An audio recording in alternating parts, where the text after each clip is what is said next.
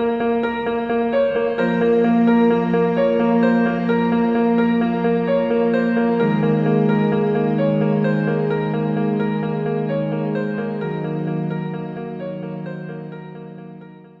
everyone, and welcome back to another episode of What the Forensics. My name is Nicole, and like always, I am joined here again by the lovely Journey and Rebecca. This week, Journey is going to be telling us all about the case of Luka Magnotta, and then Rebecca is going to be educating us and filling us in on the topic of those who kill for fame and kind of everything surrounding that. I would also like to note that there is a listener's discretion advised, as there are brief descriptions of animal abuse, necrophilia, murder, sexual assault, dismemberment, and mass shooting once we get to the science aspect. With that long listener's discretion out of the way, I would like to pass it off to Journey. If you want to kickstart our, our episode. Oh my gosh. Thank you. It's not even 8 a.m. I was going to say it's 8 a.m. No, it's 10 a.m. Sorry, guys. This is going to be long. Oh my goodness. It's okay. You can just go on Alberta time. Yeah, exactly. Okay. Yeah, so I'm going to be talking about Luka Magnotta. He is just a real treasure. So Luka Magnotta was born Eric Clinton Kirk Newman. He was born July 24th, 1982 in Scarborough, Ontario. His parents' names were Anna Yorkin and Donald Newman, and he was the oldest of 3 kids. When he was still young, his parents divorced, and so he went to live with his grandmother Phyllis. I'm not sure why that was a living arrangement, but while he was living with his grandparents, they also divorced. So then he was homeschooled for a period of time, and wrote a blog post about it and said that he was homeschooled because he was told that the world is a dirty and dangerous place. So I feel like his issues began right at childhood. Yeah, right from the start. Yeah, and then when he did end up attending public school, he was remembered for his vanity and preoccupation with his looks, which you can see a lot in the early 2000s. And so then in 2002, 2003, he started appearing in gay porn videos and sometimes working as a stripper and a male escort. In 2004, he appeared on Toronto's police radar when he befriended a 21-year-old girl who had the mental capacity of a child roughly 8 to 12 years of age. He convinced her to apply for credit cards and then accumulated $10,000 in unpaid bills under her name on those credit cards. It was suggested that he sexually assaulted the girl and videotaped it, but the Crown actually dropped the charge before the case went to trial. So we don't really know. Do we know why it was dropped? Did they just not have enough evidence for it? I'm not too sure. I wasn't able to figure that out. But I'm going to assume, that they didn't have enough evidence, or they were just kind of grasping at straws. Yeah, okay. So I was going to say, if he was charged, I feel like that would have put an easy, early stop to a lot of things. Yeah, and I think, he was charged for, a little while later, he's charged for the credit cards and, that. Okay, so I think they just dropped the sexual assault charge. Interesting. Okay. Yeah. So his lawyer at the time came forward after Magnotta was arrested in 2012 and said that dismissing this charge changed the course of his life, quote, immeasurably and with huge ramifications to our society eventually, end quote. So kind of what Nicole just said, that if we had caught him in 2004, life would be a little different for some people. In 2005, he was a pinup model in Toronto's Fab magazine under the pseudonym Jimmy. And in this magazine, he said that he was a 22-year-old soccer fan who was born in Russia and living in Toronto with the hopes of becoming a vice or homicide police officer. So I don't know where that came from. I think he was just creating a story of what he thought people would like. He was also convicted of 1 count of impersonation and 3 counts of fraud against Sears the Brick and 2001 audio video after impersonating the girl from 2004 to apply for a credit card and purchasing over $10,000 of goods. So he received a 9-month conditional sentence, which is basically just house arrest, with 12 months of probation after pleading guilty to the charges. When giving him the sentence, the judge said, quote, "You have a medical problem and you need to always take medication. If you do not, your life is going to be messed up," end quote. Before sentencing, Magnotta's lawyer showed the court a medical report that said that Magnotta had, quote, "significant psychiatric issues," end quote. So had he been diagnosed with anything? Like, seen not that anyone? I was able to find. So this is just the judge being like, you got some problems. Medication's gonna help. Yeah. None of my sources I was able to find, like, what he was actually diagnosed with.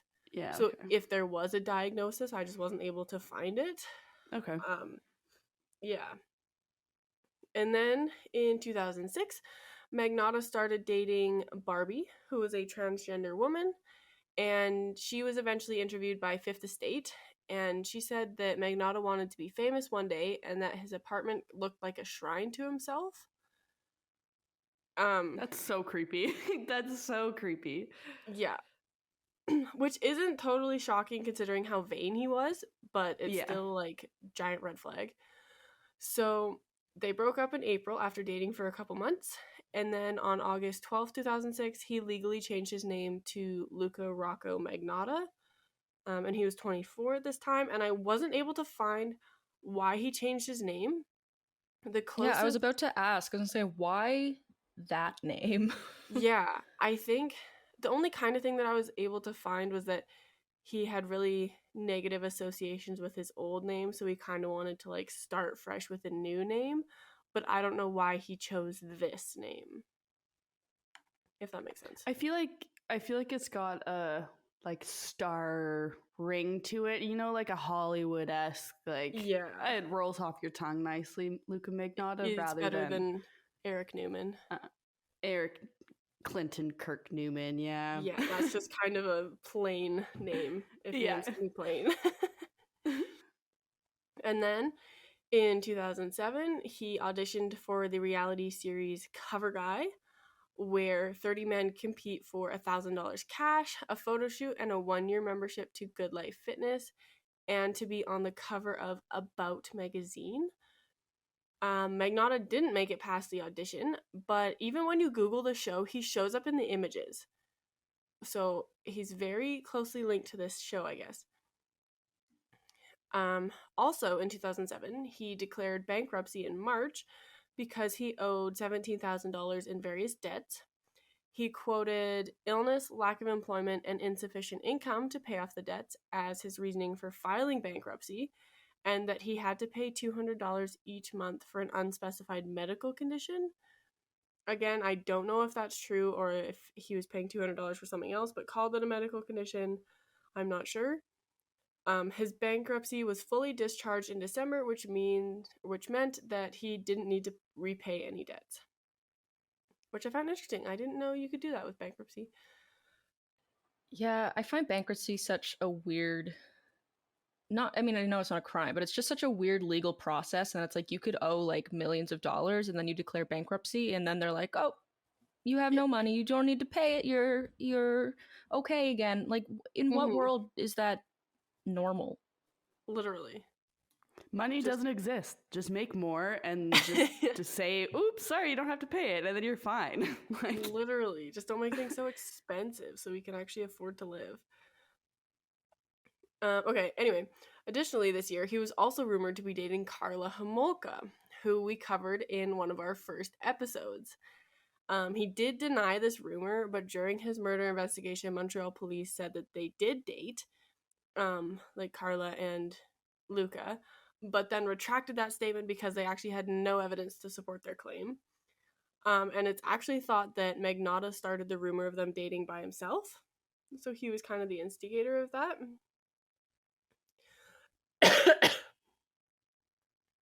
He then had multiple plastic surgery procedures and auditioned for Slice Network show Plastic Makes Perfect in February 2008. In his audition, he said, quote, "I've had my nose done, I've had 2 hair transplants, and I'm planning on having muscle implants in my pecs and my arms," end quote. I don't think he actually made it onto that show, but I don't know why. And then in 2008, he also tried to get online attention by posting comments about himself to generate rumors and then creating other profiles to deny them, which the thought of that is kind of funny to me. So he also lost 2 battles with Wikipedia this year trying to keep up a page about himself. And then he posted an online escort ad under his alias Jimmy, and a client posted a really unflattering review that described him as cold and remote. So that kind of worked in the opposite way he wanted it to.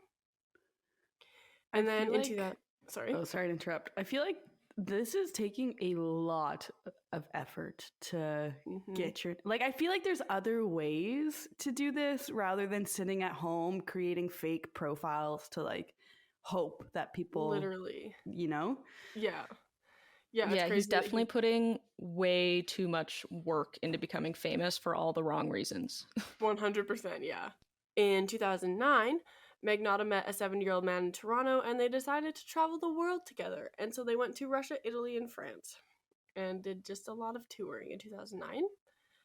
And then in 2010 is kind of where shit hits the fan. And that's where his online presence gets really dark and upsetting. And so in the fall, he posted a link on Facebook to a video called 3 Guys, 1 Hammer, which showed a man being beaten to death. This video wasn't made by Magnotta, but it also added to the rumor of him dating Karla Homolka. Sorry. She was released in 2005. So like time-wise it could make sense, but I think it addresses it in Don't F with Cats that he, like you said, created it to gain this notoriety in that world. Yeah. Because I think she not disagreed, but she like said no, it didn't happen. Denied it. Basically. Denied it. That's the word I was looking for. That makes sense. There was another post about their relationship where someone replied, quote, "Luka is unable to live unless there's chaos in his life. It makes him feel as though he matters," end quote. And everyone thinks that Luka actually like wrote that comment. But I feel like it's fairly representative of how he was feeling.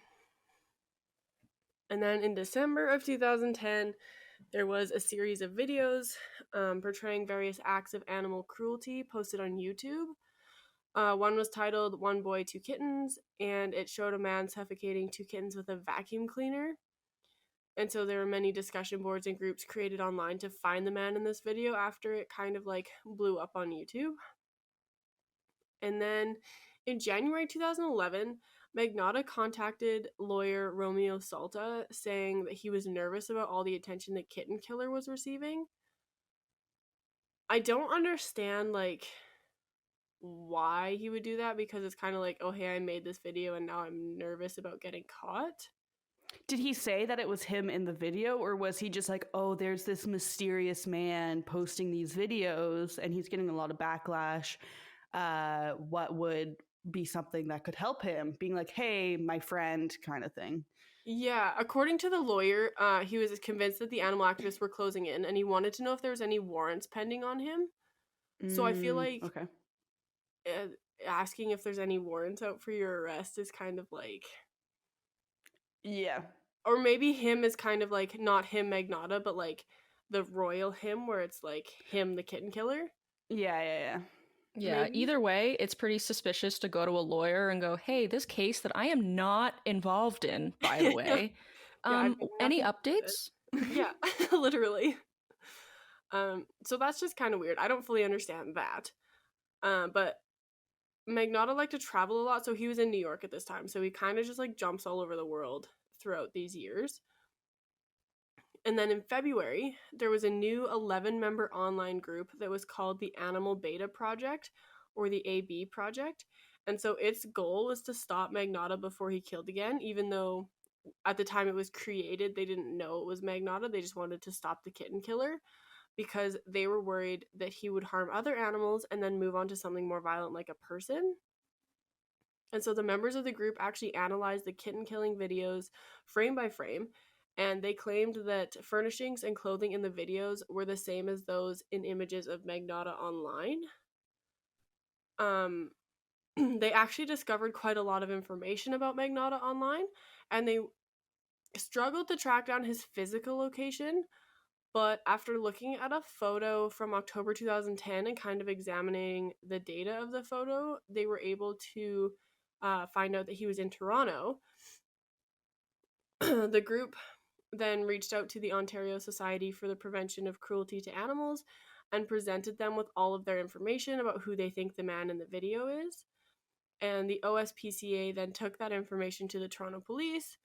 But because Magnotta was also known to travel quite a bit, the OSPCA also contacted the FBI, the Montreal Police, and the Royal Society for the Prevention of Cruelty to Animals in England. So they kind of just made sure all of their bases were covered. I love how fancy that last one sounds. The I Royal know. Society. And you got Montreal Police. Yeah, literally. The FBI. I'm not totally sure how they first, came across Magnotta as the person in the video. That was kind of, something very vague, but I don't know.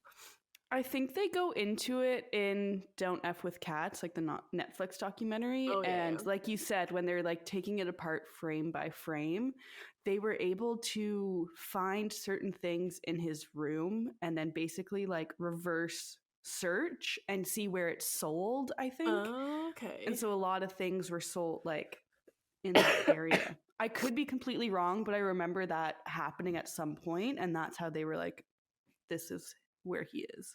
Yeah, I really should have watched that, but I didn't have time, and I just couldn't bring myself to do it. It's mentally taxing. It really is. Yeah, so if any of our listeners want to watch it, go ahead. But I will not be joining you. Do that to yourself. Yeah, literally. On June 8th, the Los Angeles Police Department said that they were in contact with Magnotta because he was a person of interest in the unsolved murder and decapitation of Harvey Medellin, which was known as the Hollywood Sign murder. But it was later announced that he was not involved in the crime, and the animal rights group Last Chance for Animals admitted to posting videos claiming to link him to the murder with the hope that he would reach out and contact them so that they could kind of catch him for the kitten killing videos. And then, sometime late in November or early December, there was another video posted where a man in a Santa hat was feeding a live kitten to a python. And then another video was posted of a kitten that was duct taped to a broom handle and then drowned in a bathtub. Which is just... It still makes me physically sick to hear about that, let alone seeing, like, you don't see anything in... I mean, you don't see the act happening in Don't F with Cats, but like you see snippets of those YouTube videos and this audio to some of it, and it just like is gut wrenching. No, it's horrific. It's if you like cats, I honestly wouldn't recommend watching the docuseries because it will make your soul hurt. My mom and I were crying, but only at the cat parts, not gonna lie. We were like, this is terrible. Like, you did kill people, but the cats, what about the cats? Right? Animal cruelty people, like people who are cruel to animals, have a special place in hell. Yeah, animals and children, like they deserve worse than hell. Sorry. Yeah, 100%. Anyway, this is kind of random, but a newspaper in London, UK wrote a story about the kitten killer, and shortly after, Magnotta showed up at their office to deny that he killed a kitten. What? So did they out him in that though? Were they like, it was Luka Magnotta, or did they leave it unnamed? I'm pretty sure it was still unnamed.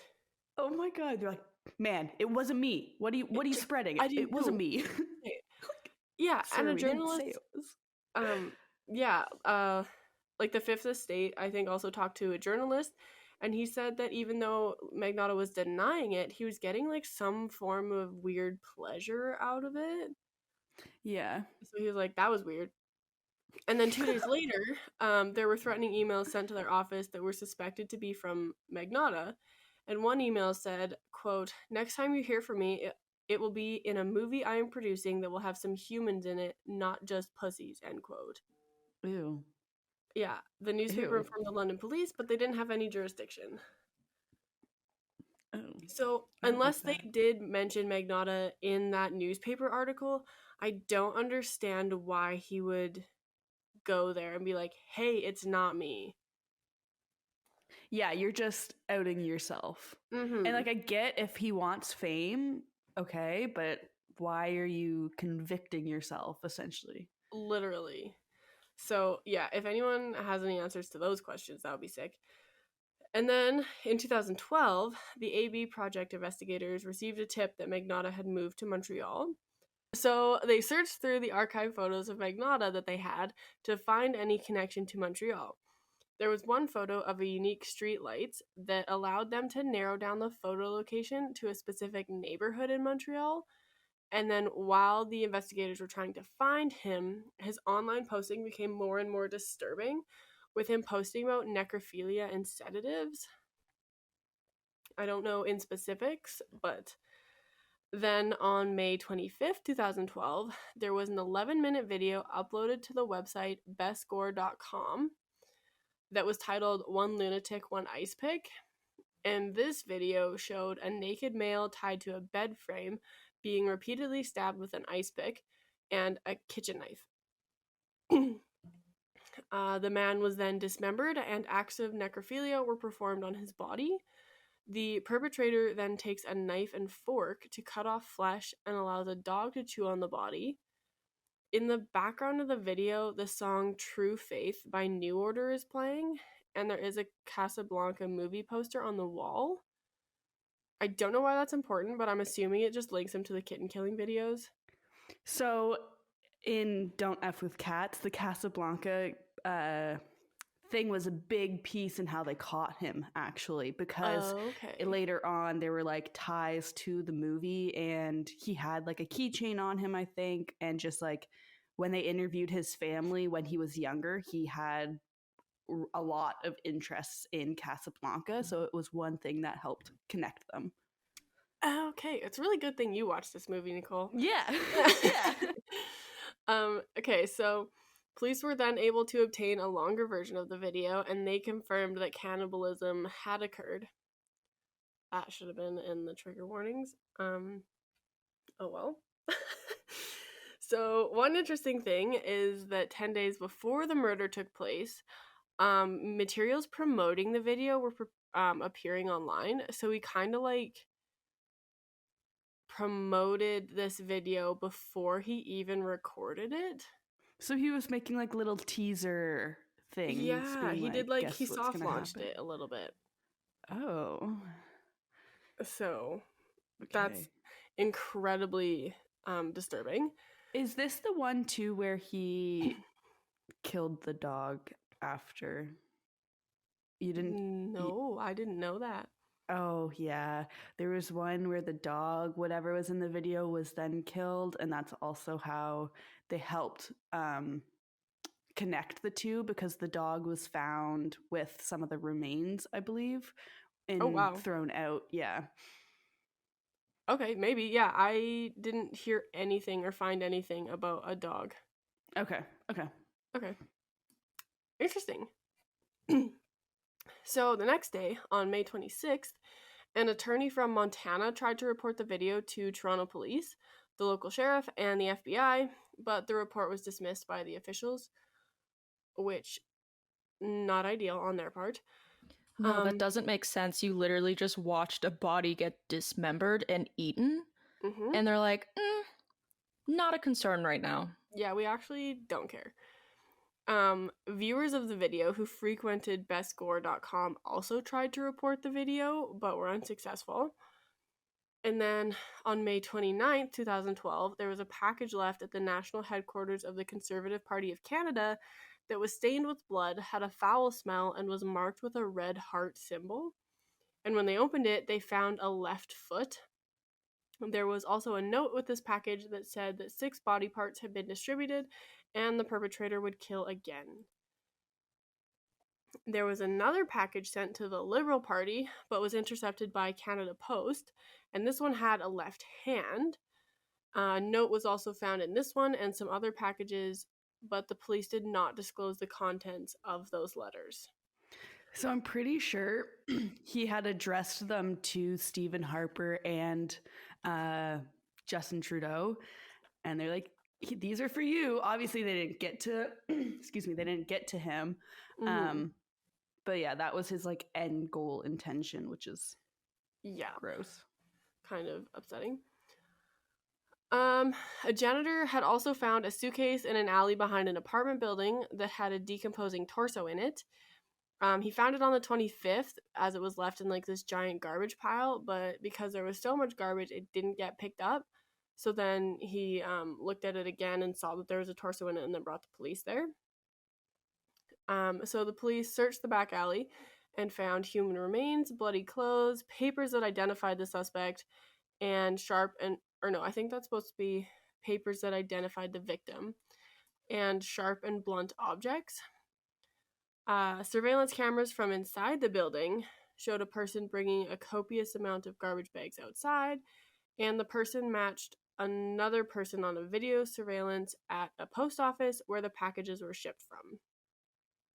Police searched apartment 208, which belonged to Magnotta, and at this time Magnotta had moved out but had paid his rent until June 1st, which I don't fully understand, but whatever. So the apartment was mostly empty, but police were able to find blood on the mattress, fridge, table, and the bathtub. And there was a sentence written in red ink on the inside of a closet that said, "If you don't like the reflection, don't look in the mirror. I don't care."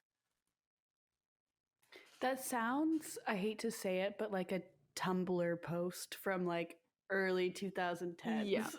It's giving very much Tumblr girl vibes. But also serial killer, so that's concerning. On May 30th, 2012, police were able to match all the body parts to the same person, which turned out to be Lin Jun.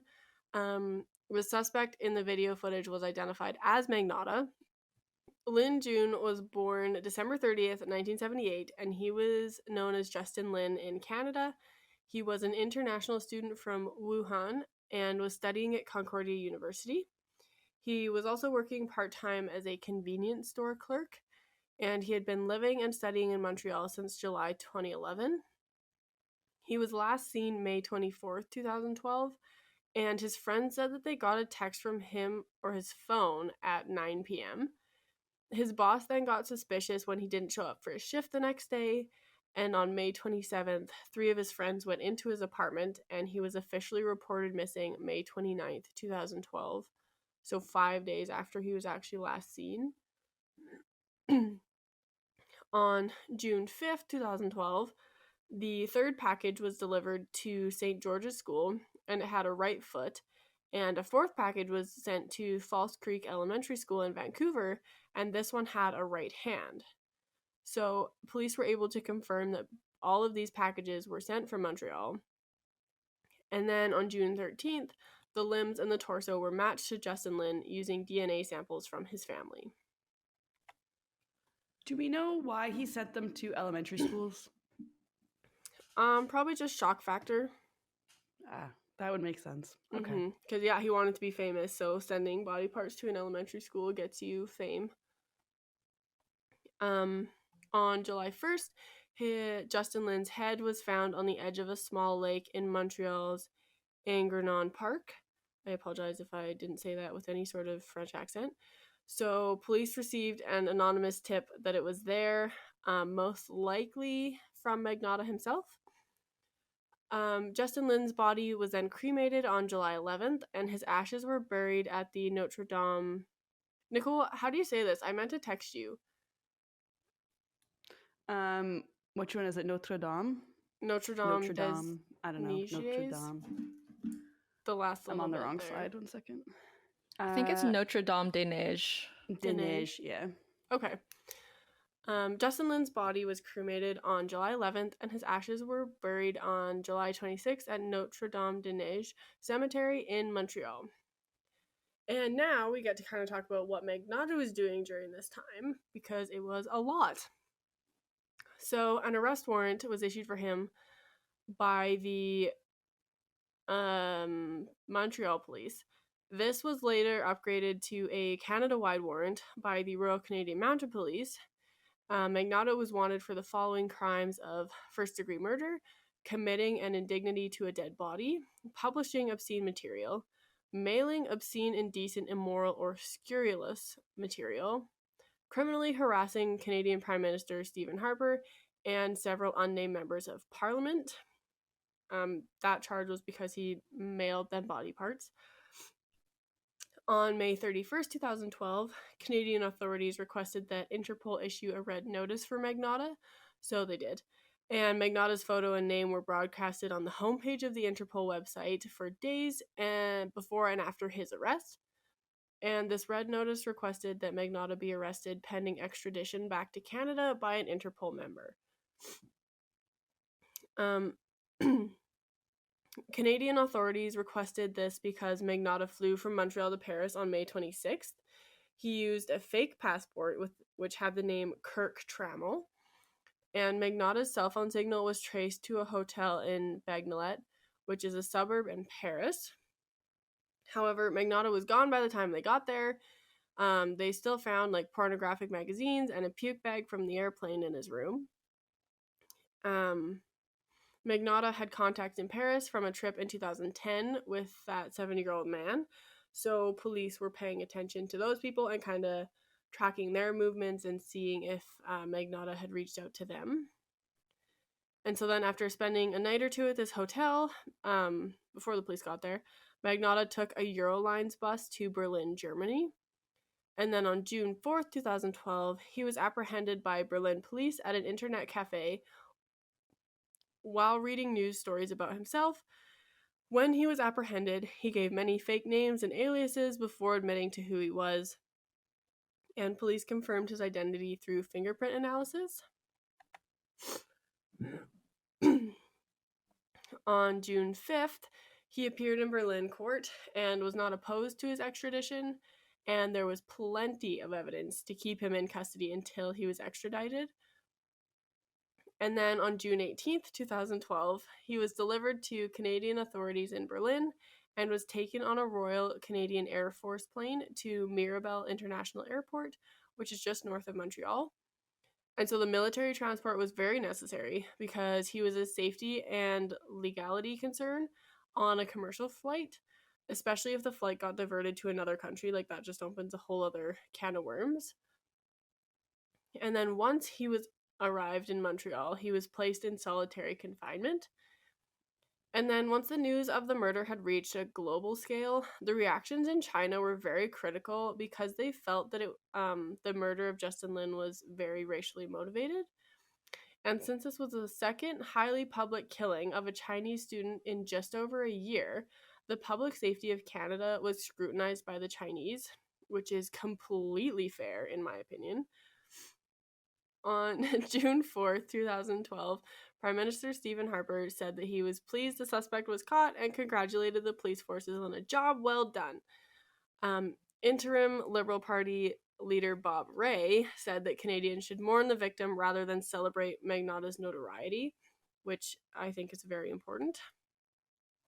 Kind of a little bit of a side note, but on July 16th, 2013, Edmonton police charged the owner of bestgore.com, Mark Merrick, with corrupting morals because he was the one who actually posted the one lunatic, one ice pick video, or like allowed it to be posted on his website. That's good. I'm glad that happened because I was going to say, like, YouTube or these sites should have been getting some sort of backlash for allowing these types of videos to be posted. Definitely. I don't fully understand like what kind of website bestgore.com is, but it sounds incredibly messed up and should be monitored as it is. Well, I remember it's just like for people with sick sense of interest, I guess. Like, so I remember there was a time where there were videos, when I don't know if it was the Taliban or ISIS, but like videos of journalists being beheaded, like they were publicly posted. So I feel like it was sites like this where they were like, for your morbid curiosity, this is what actually happened, which I think is kind of effed up. Definitely, I agree. Yeah, so Magnotta's arrested in Canada, solitary confinement, on June 19th, 2012. He appeared in court by video link and pleaded not guilty to all charges. And then on the 21st, he appeared in person at a high security Montreal courtroom to request a trial by jury. His preliminary hearing began on March 11th, 2013. But unfortunately for us, all the evidence presented at this trial is protected by a publication ban, and I couldn't find the transcripts for his like actual trial, which was kind of a bummer for us, but maybe not for victims and family members. His defense team wanted the media and public to be barred from the hearing, but that was declined, so the evidence was just protected by a publication ban. So Justin Lin's father, Lin Duran, came all the way from China to be at the hearing. And 2 days later, one of Magnotta's lawyers actually had to resign due to a possible conflict of interest. They didn't specify what that conflict of interest was, but I'm very intrigued. A forensic pathologist, toxicologist, odontologist, bloodstain analyst, data recovery specialist, and an internet investigations officer all testified during the trial. I think So it was. Sorry. Sorry, I was gonna say, so even though like the evidence itself has a publication ban, like just based on all of the experts that testified, it seems like they definitely had enough to make a pretty solid case against him. Yes, definitely. And I think it was a 12-week trial, and 10 of those weeks was just like witness and expert testimony, which is crazy. So apparently Magnotta and Lin Duran, Justin's father, collapsed during the proceeding at different times. I don't know why Magnotta would collapse, but I totally understand why Justin's father would collapse. 1 month later, on April 12th, 2013, Magnotta was indicted on charges of first-degree murder, offering indignities to a human body, distributing obscene materials, using the Postal Service to distribute obscene materials, and criminal harassment. A tentative trial date was set for the fall of 2014 on April 29, 2013, on the conclusion of the preliminary hearing, and Magnotta also elected to be tried by judge and jury. Probably just to be famous and be in front of more people than just a judge. So in 2014, he was found guilty on all charges and sentenced to life in prison. Some sources said he had no parole, and then some sources said he had parole after 25 years. So I'm not totally sure, and because I couldn't find the original like sentencing document, I couldn't really confirm that. But he also had 19 years for other charges that he would serve concurrently. And so now I'm going to tell you guys about what he's been up to since going to prison, because I found an article. It's from Narcity Canada, so take that with a grain of salt, but there's a bunch of like other articles that kind of backed up what it said. So in 2015, he signed up for an inmate dating website called Canadian Inmates Connect, where he was looking for a white man between the ages of 28 and 38 who is in good shape, loyal, educated, financially, and emotionally stable.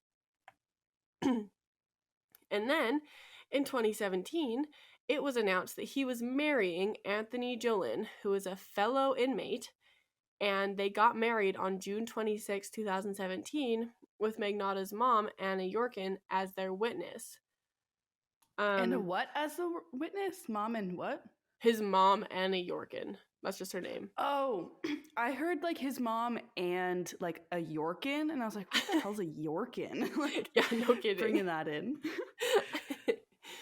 Yeah, so apparently life in prison is treating him like rather well. There's a quote from him that says, "I'm outside the majority of the time.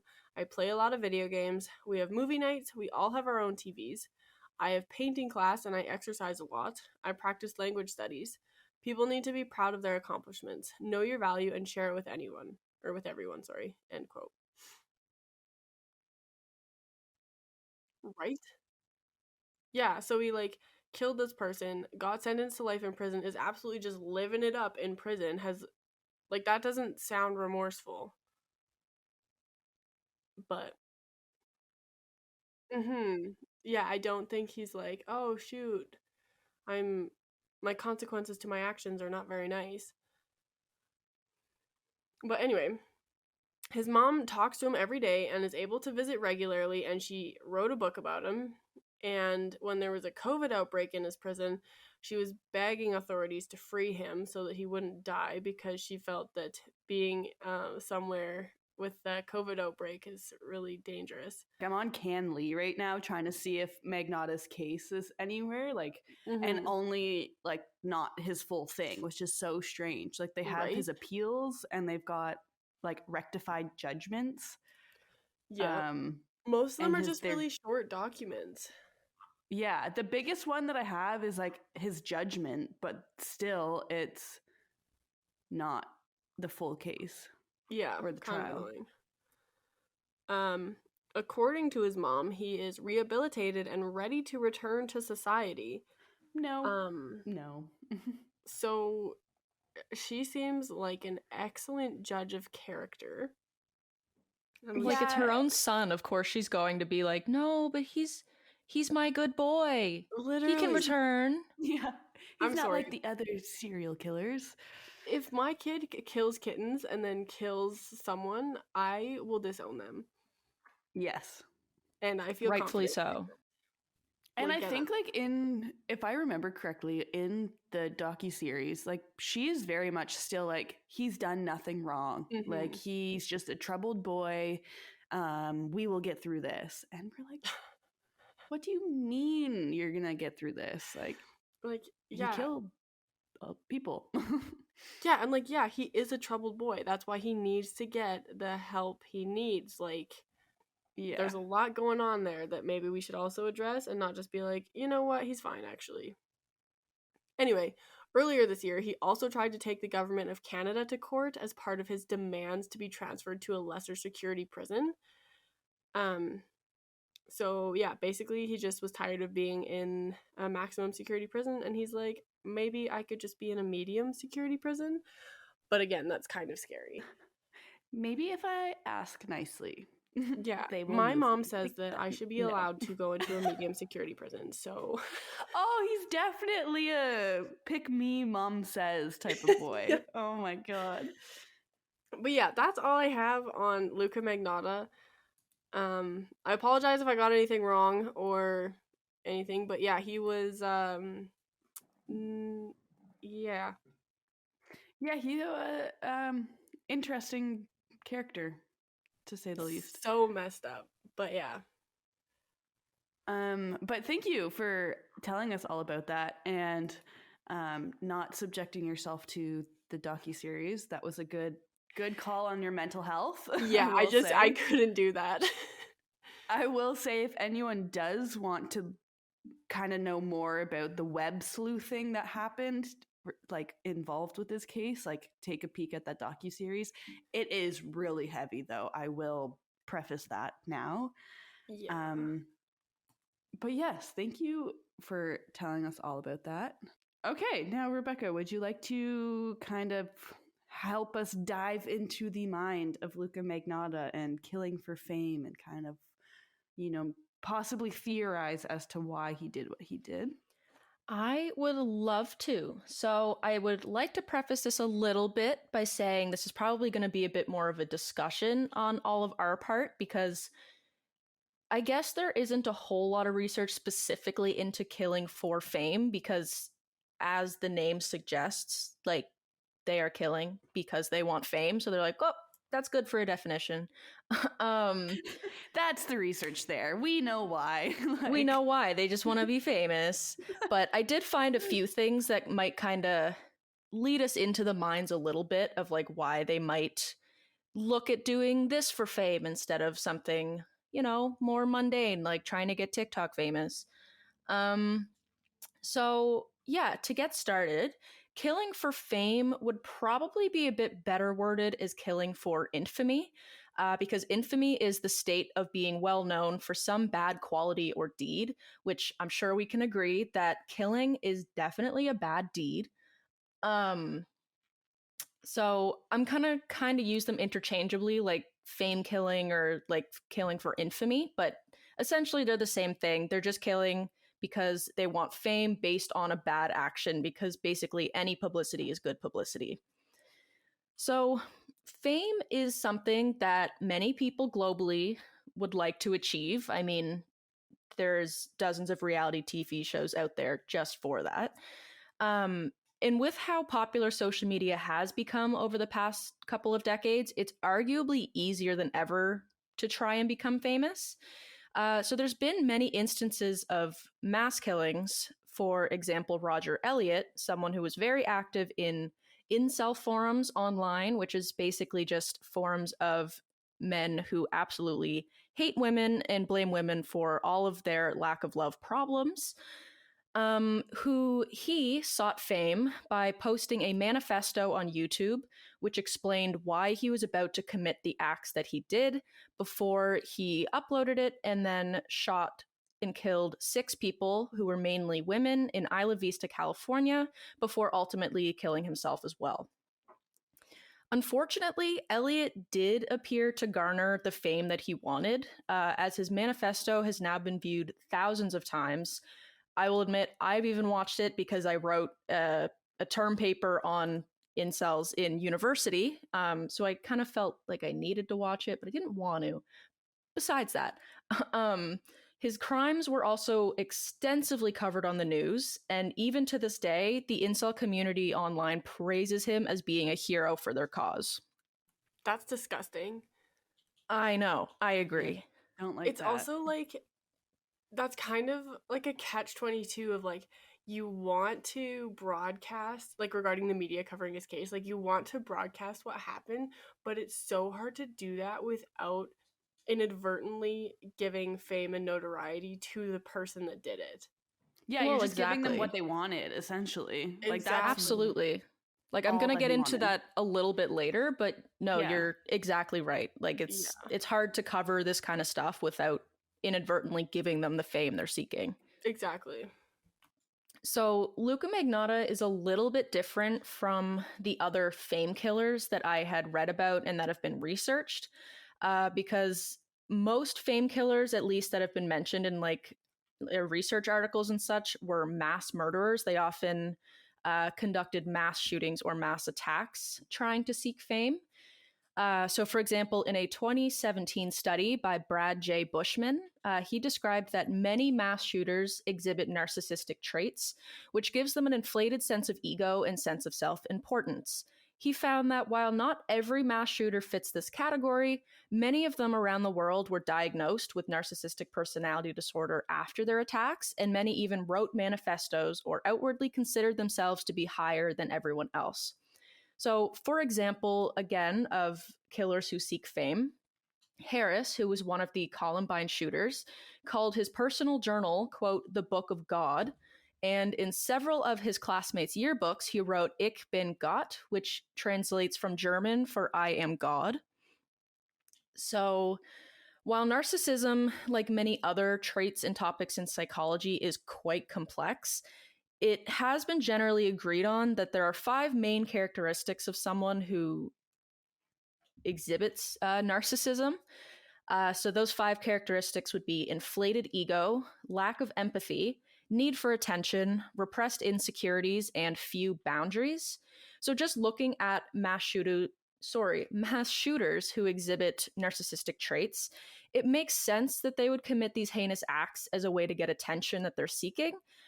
Because they also generally lack boundaries and empathy, meaning they don't really care who they might hurt in order to achieve their own goals. So I can definitely like journey through your discussion of the case.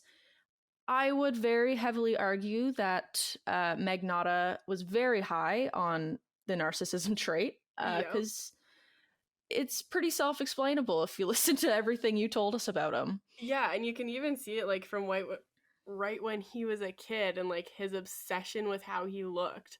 Like, yeah, absolutely. Yeah. right from the name of Narcissus. Like, Absolutely. So another psychological trait or characteristic that may be exhibited by some fame killers, although I have to be honest, this is somewhat me speculating as I wasn't able to find research on it, is delusions of grandeur. So delusions of grandeur is the false belief in one's own superiority, greatness, intelligence, and or importantness, if that's a word. So this is somewhat a subcategory, I guess, of narcissism, as these delusions are associated with narcissistic personality disorder. However, not everyone with NPD has these delusions.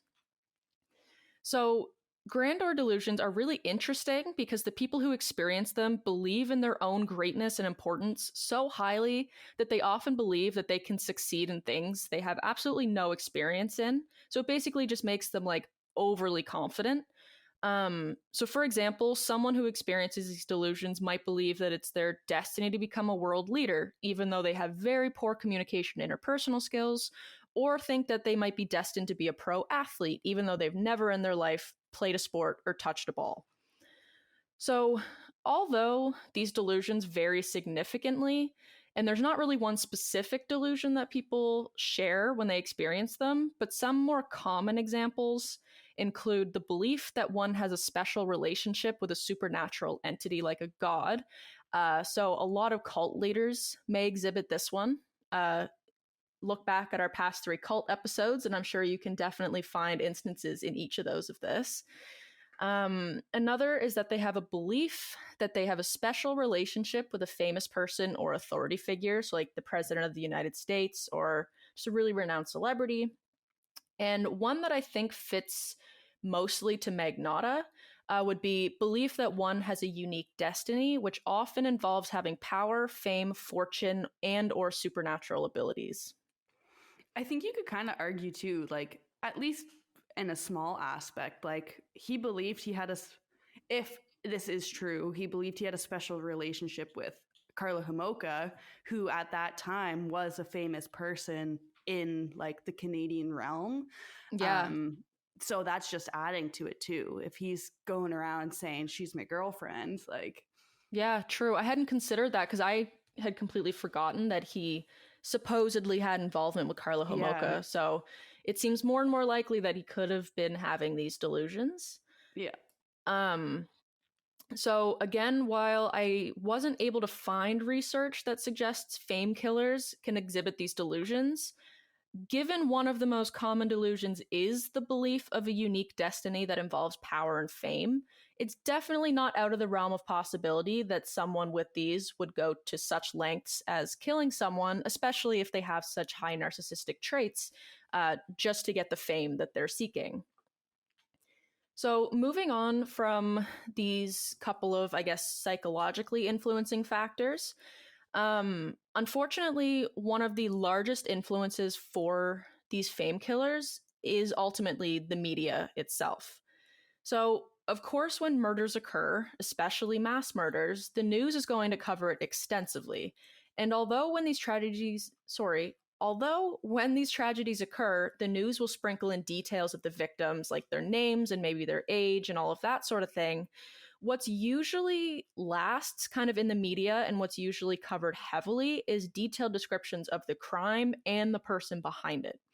So while many other events might get covered in the media, they may or may not stick around for a while. For example, like heartwarming news stories, because even though they have like a feel-good impact in the moment, unfortunately, I think fear of violence and crime is just something that sticks around in our psyche for much longer. So we're much more likely to kind of dwell on it and keep reporting on it because that's ultimately what gets views.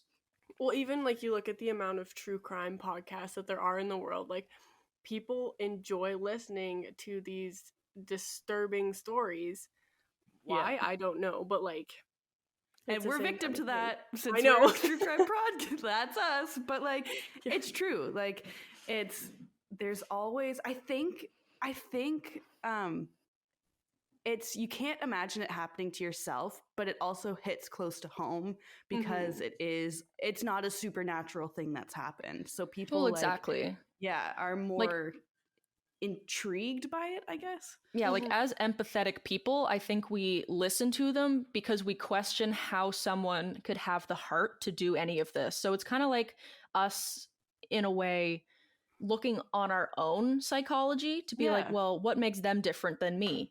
Yeah. I think, like, at least for me too, like, I see it when I listen to true crime podcasts, I see it as what can I do when I'm out and maybe in a situation like this to protect myself? Like, if I'm walking home from a night out by myself, I have to do X, Y, Z to prevent or reduce the likelihood of something happening. So I think it's like an easy way for people to kind of get an idea of how to protect themselves a bit more. Yeah, absolutely. I agree with that. But yeah, side tangent. Carry on. But just thinking of, just getting back into the media thing, thinking of killers like Jeffrey Dahmer and Ted Bundy, they weren't fame killers. However, even though their crimes happened decades ago, their stories are still plastered in the media and they have basically become household names, but their victims haven't. So for someone who doesn't have the emotional intelligence or care for other people to see the massive damage that they've caused, societally and personally for the victims' families, and they simply want fame, what better way for them, I guess, to become a household name than to commit an atrocious crime? Because they already know it's been tried and tested that many killers ultimately become household names, whether or not that was their intention. Yeah, it's kind of like the saying of like, no one, like, it's hard to look away from a train wreck, even though, like, it's a massive disaster. Like, you're just drawn to what's going on because it kind of gives you a sense of like your own mortality, kind of like you're like, oh, like that could have been me, but nope, I'm still alive. And so you're just kind of like fascinated with other people's dismay, which is kind of messed. Yeah, kind of screwed up, but I absolutely understand and agree. I do the same thing. I mean, that's why we run our true crime podcast. Exactly. We are guilty. So essentially for those killers who are motivated by fame, by extensively reporting on their crimes and bringing attention to the name of the killer and the life that they may have led before they committed these crimes, the media is basically handing these killers the fame they were seeking in a way. So in a way, the killers are winning. Like, we're basically spoon feeding them the fame that they want.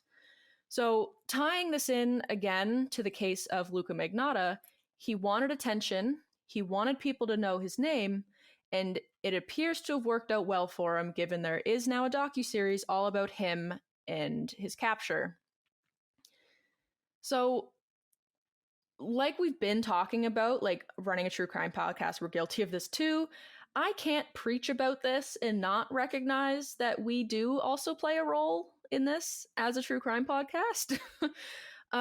Essentially, any form of media that discusses these crimes plays a role when it comes to fame-seeking killers. So, like podcasts, TV, movies, documentaries, news, all of these that bring attention to them is ultimately letting the killer win. However, the news can't simply just stop covering these stories, because in a way that's also an injustice to the victims who suffered, as it's kind of like, it's not that they lived in vain, but it's that like this atrocious thing happened and we're just going to forget about them. Like, that feels wrong as well. But I think, and not just I think, I was also reading articles from like the LA Times and all that stuff about this, but there needs to be a change in the way in which these crimes are reported, by putting less emphasis in the major news articles on the life of the criminal or the criminal's name. Instead, we should be putting it on the lives of the victims and those who lost everything because of someone else's pure selfishness and evil. Yeah, so I feel like we kind of, we need to reshape it and talk about it in the way of like the victim lost their life, not the murderer took their life. But it's also tricky because I feel like in some of the cases we've covered, posting about like a serial killer can help catch them in a sense. Like, it just brings more attention to them, even though it's bringing more attention to them, Yeah. I forget what tragedy it was. It was within at least the last 5-10 years, and the news report actually did a really good job at not once naming the individual who committed the crime. It was only like he or they or like the killer kind of thing. Like they just didn't give them the satisfaction of naming this person. And every name that was in it was all of the victims. So like you guys said, it was very much victim oriented, and getting that out there and saying this is what happened to the victims, or this is what they went through, and not the killer aspect of it, like the killer focus. Yeah, absolutely. And I don't know if this is what the same one you were talking about, but like a good example of that is when the Las Vegas mass shooting occurred. I think it was the LA Times. They refused to publish the name of the killer because they didn't want to give him more attention, because they knew that he was a fame-seeking killer, which is why he committed the mass murder. So one of the last points I had, we basically just covered. I was just going to say that some major news outlets have been attempting to report on these crimes without glorifying the killers, by omitting the names of them from the article and instead speaking on the facts of the crime and the victims involved. Because after all, if it's fame that the criminal wants, what good is the fame going to do if no one actually knows their name? So that's all I really have right now on fame killing. Again, it was a bit hard to research the why of fame killing because the name of it itself sounds pretty self-explanatory. But if there's any sort of takeaway, I guess like Cole's note summary from this, it's that many fame killers exhibit characteristics of narcissistic personality disorder. They don't care about the impact they have on the lives of the victims' families and society. They only care about the impact that their crimes are going to have on them by making them famous, because any publicity is good publicity. And although media is simply doing its job by reporting these crimes, the way in which it's currently being reported, we're essentially giving these fame killers the fame that they want and sort of letting them win, I guess, by plastering their names everywhere. So basically, fame killers, bad. Media, bad on which the way we report them, but it can definitely improve, and we shouldn't stop reporting on it just because we're letting the criminals win, quote unquote. Yeah. Sorry, Nicole. Go ahead. Okay. I think we should discuss the controversy around the Jeffrey Dahmer docuseries. Have you guys seen anything about that? Yeah, I've seen things here and there. I got through 2 or 3 episodes of the docuseries or the TV series, and I honestly just couldn't finish it. I was like glorifying him in a way, I felt like. Sorry, go ahead. No, sorry, go ahead. I was just going to say, I've heard that the victims' families aren't getting a cent out of any of this, which is Really? Yeah, which is the thing that pisses me off the most. I feel like if there is any sort of monetary income, it should be given to these families. Yeah, definitely. I agree, absolutely. Yeah. I will admit I am guilty of watching it. I watched it on like the first day it came out when I wasn't aware of all of the controversy that was going on. I probably wouldn't have watched it if I knew about it. But you are absolutely right. They're like, because I watched the show, like absolutely they're glorifying Jeffrey Dahmer. And I know that maybe wasn't their intention, but it's like, it's kind of like there's one episode for each victim. So you don't really get to know the victims, but you get to know Jeffrey Dahmer in a very intimate sense. And it's making a lot of people, it's like when Ted Bundy went to jail, a lot of people are kind of, I guess, falling for Jeffrey Dahmer again because they see him as, I mean, in this, Evan Peters. I love Evan Peters, but I don't love Jeffrey Dahmer, but it feels like some people aren't able to make that distinction, which is just further romanticizing it, because now people are like simping over Evan Peters, Jeffrey Dahmer everywhere. Yeah, I've seen people with like Jeffrey Dahmer earrings and like jewelry pieces and t-shirts. Like they literally have gone to the point of, like you said, romanticizing him. And displaying this, which is just bringing up all of these traumas that occurred way back when. And it wasn't like it was long enough ago that there are still people alive today that it's firsthand witnessed that. Yeah. When I first kind of like learned about Jeffrey Dahmer, it was like, oh, he was this absolutely horrible person. He was just this terrible, terrible guy. He committed all these atrocious acts. Like the worst serial killer ever was Jeffrey Dahmer. And then they put out this TV show that just kind of got like, rid of that. There's scenes that absolutely try to make you feel bad for him because he was like the loner, the no one liked him. And it's like, okay, but we shouldn't sympathize that doesn't with give him an excuse. That doesn't excuse what he did. Yeah, 100%. Yeah, it was very interesting. I didn't end up finishing it because I didn't like the way the show was laid out. I didn't like that they didn't go in chronological order of just his life, and they just kept going back and forth. I found it very difficult to follow. But again, like, there are victims' families alive who are having to then relive this trauma, and there's so many people who just don't understand that, I guess. I think that's like a big thing about like this time frame and generation too, like, and it can kind of be tied back to fame, like people who kill for fame, is like there's so many means to get your name out there. Like when this first happened, they only had news sources essentially and word of mouth to spread about all of this. But now, like, you see it on Facebook, you see it on TikTok, you see it on Instagram, while also on the news media, while also on like XYZ. So like at the same time, all of these different things about this person are being spread and disseminated. Some may be true, some may not be. And yet it's like an overwhelming amount that you get in your face at once. I'm like, that it hasn't always been like that. And I think it really plays into, you know, I don't know the numbers on this, but I think like there may be more people who kill for fame coming up with the means of getting their name out there, you know? Exactly. Well, looking back at that article that I had read by Bushman talking about like mass killers who kill for fame, I don't remember the statistic, and it was basically him speculating, but speculating based on the past research he had done. He did suggest that it is very likely that the number of mass killers who kill for fame is increasing, and it's because of how big social media is and how much it's easier now than ever to get your name across the world in the matter of days.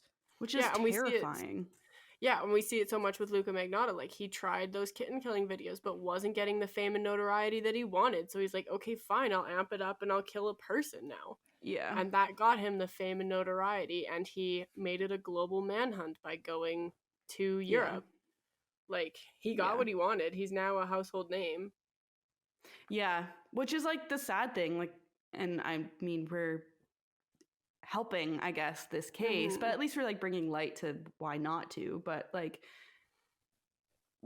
he, even with news articles still coming out about him, like, he's got his fame. He's living a comfy, cushy life in jail, it seems. Like, I don't find that fair, in my opinion. Like, I think other things should have been done. Yeah.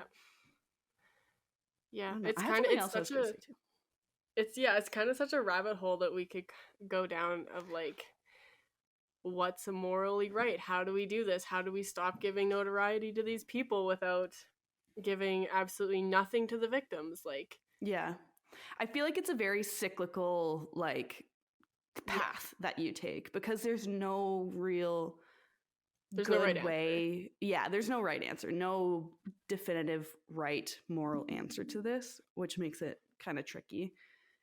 But I was gonna say something, but it's completely gone. About Luka Magnotta. If any of our listeners have anything that they would like to share about what they think about like fame killing and kind of how they see it portrayed in their media and like how that makes them feel, we would love to kind of have a discussion about this with you guys as well, because I think it's a very important discussion, because we are playing a part in it. We are, like, our episodes of famous serial killers do the best. So it would be really interesting to kind of have a discussion about that. Absolutely. I'd love to hear from our viewers about that, or our listeners, I guess. Our audio viewers. Yeah. Like it's interesting to me that like the most popular killers are the episodes that we do the best on. Like it makes sense because they're the biggest names, and I'm sure like one search and then it's up there. But I also am curious as to like then why the less known killers aren't getting as much, because like it's still the same platform being disseminating the same type of media, you know what I mean? Like what is it that it's causing these people to get more fame and notoriety, infamy than others we have covered, you know? Do you think we could tie it back to kind of delusions of grandeur, where like by knowing so much about this serial killer, we're kind of creating a false narrative, like we know them? Yeah, and yeah, like, I can see that. Like we were there because we know so much about what happened, and we can kind of like, it makes us special, or like we feel special about it. We feel connected in a way, almost like some weird, yeah. I don't know. Food for thought. Food for thought. That's a good question. Yeah, that's a good question. Yeah. Okay. Do we have any other discussion points we want to talk about? I don't think so. I think we're all meaty. Oh, I do, but like again, it can be brought back to that database I was helping on about like looking at serial killers in the media.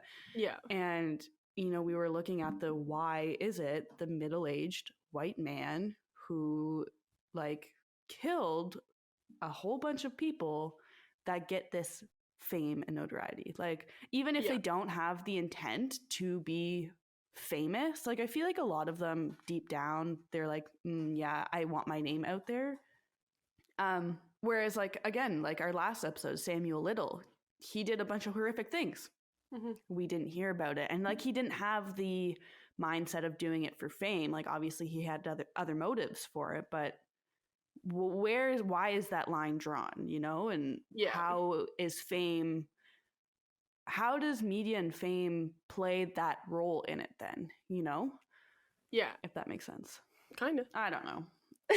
So many questions, not enough answers. Yes. I think it would be really interesting. Yeah, welcome to forensics. Yeah, this is, yes.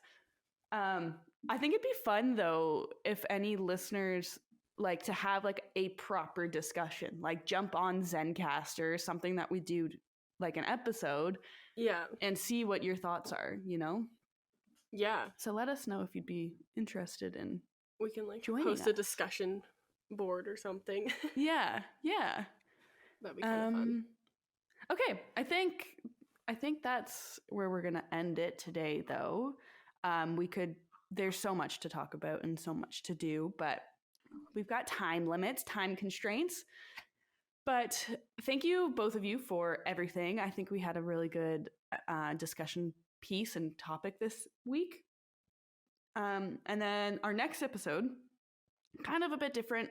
We're going to stray away from, you know, a crime and a science. We're going to focus on a bit of psychology and sociology, and more so some experiments that may have happened, some questionable experiments, all influential experiments, and just kind of everything around it. So we're going to be doing the Ash experiment, the Stanford prison experiment, and the Milgram experiment. So we learned a lot about those in university, especially prison why am I mixing that up? The Stanford prison experiment.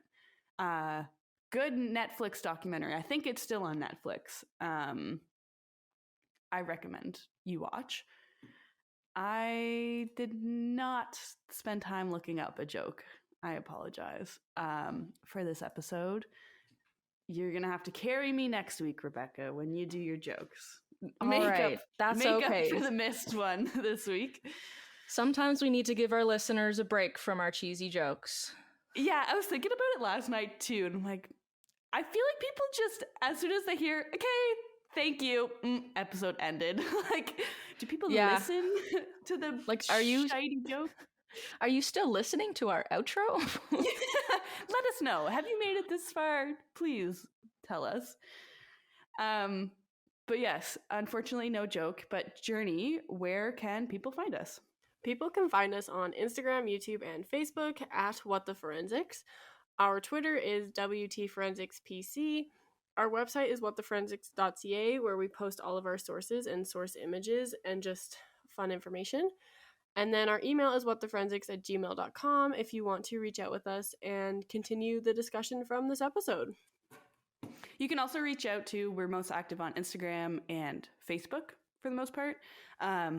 A DM or message. We are pretty good at responding as soon as we see it. Yeah.